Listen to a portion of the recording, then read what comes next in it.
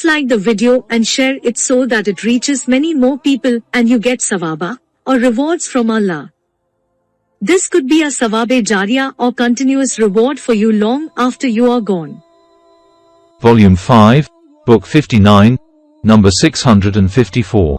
Narrated by Abu Jamra. I said to Ibn Abbas, I have an earthenware pot containing nabi, i.e. water and dates or grapes, for me, and I drink of it while it is sweet. If I drink much of it and stay with the people for a long time, I get afraid that they may discover it, for I will appear as if I were drunk. Ibn Abbas said, a delegation of Abdul K came to Allah's apostle and he said, Welcome, O people. Neither will you have disgrace nor will you regret. They said, O Allah's apostle, there are the Mudda pagans between you and us, so we cannot come to you except in the sacred months. So please teach us some orders on acting upon which we will enter paradise. Besides, we will preach that to our people who are behind us. The Prophet said, I order you to do 4 things and forbid you from 4 things. I order you to believe in Allah. Do you know what is to believe in Allah? That is to testify that none has the right to be worshipped except Allah. I order you also to offer prayers perfectly, to pay zakat, and to fast the month of Ramadan, and to give the kumus, i.e. 1/5 of the booty, for Allah's sake. I forbid you from 4 other things, i.e. the wine that is prepared in ad-dubba, and nakur, az-hantam and al-muzaffat. See Hadith number 50 Volume 1. Volume 5, Book 59, number 655. Narrated by Ibn Abbas. The delegation of Abdul K came to the Prophet and said, O Allah's apostle, we belong to the tribe of Rabia. The infidels of Mudda tribe intervened between us and you so that we cannot come to you except in the sacred months, so please order us some things we may act on and invite those left behind to act on. The Prophet said, I order you to observe 4 things and forbid you from 4 things. I order you to believe in Allah, i.e. to testify that none has the right to be worshipped except Allah. The Prophet pointed with finger indicating one and added, to offer prayers perfectly, to give zakat, and to give 1/5 of the booty you win, for Allah's sake.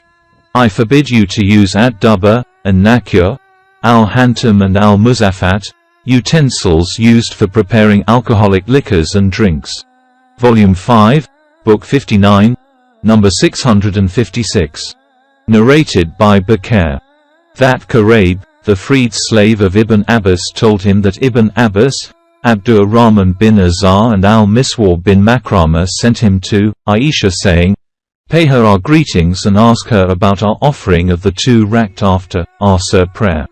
And tell her that we have been informed that you offer these 2 rakat while we have heard that the Prophet had forbidden their offering. Ibn Abbas said, I and Umar used to beat the people for their offering them.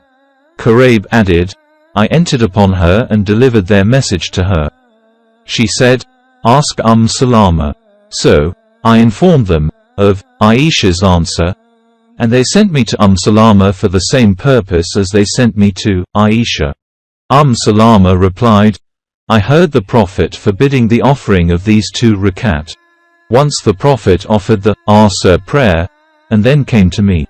And at that time some Ansari women from the tribe of Banu Haram were with me. Then, the Prophet offered those 2 rakat, and I sent my lady servant to him, saying, Stand beside him and say to him, Salama says, O Allah's apostle, didn't I hear you forbidding the offering of these 2 rakat? After the Asr prayer yet I see you offering them. And if he beckons to you with his hand, then wait behind.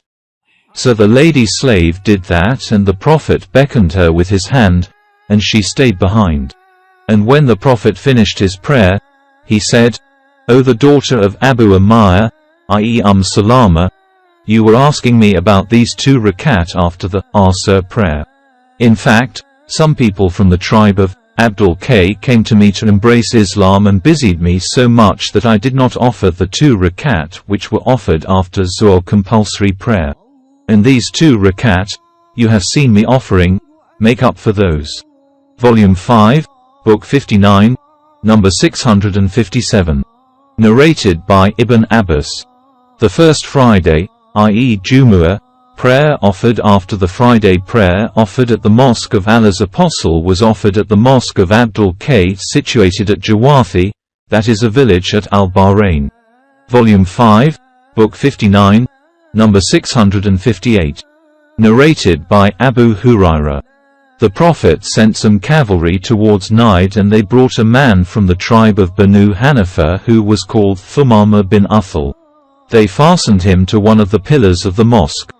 The Prophet went to him and said, "What have you got, O Thumama?" He replied, "I have got a good thought, O Muhammad. If you should kill me, you would kill a person who has already killed somebody. And if you should set me free, you would do a favor to one who is grateful, and if you want property, then ask me whatever wealth you want."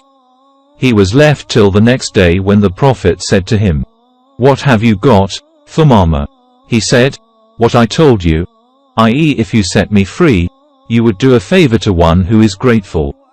The Prophet left him till the day after, when he said, "What have you got, O Thumama?" He said, "I have got what I told you." On that the Prophet said, "Release Thumama." So he, i.e. Thumama, went to a garden of date palm trees near to the mosque, took a bath and then entered the mosque and said, "I testify that none has the right to be worshipped except Allah, and also testify that Muhammad is his apostle. By Allah, O Muhammad, there was no face on the surface of the earth most disliked by me than yours. But now your face has become the most beloved face to me. By Allah, there was no religion most disliked by me than yours, but now it is the most beloved religion to me. By Allah, there was no town most disliked by me than your town, but now it is the most beloved town to me. Your cavalry arrested me, at the time, when I was intending to perform the Umrah. And now what do you think?" The Prophet gave him good tidings, congratulated him, and ordered him to perform the Umrah. So when he came to Mecca, someone said to him, "You have become a Sabian." Thumama replied, "No, by Allah, I have embraced Islam with Muhammad, apostle of Allah. No, by Allah, not a single grain of wheat will come to you from Jamaica unless the Prophet gives his permission."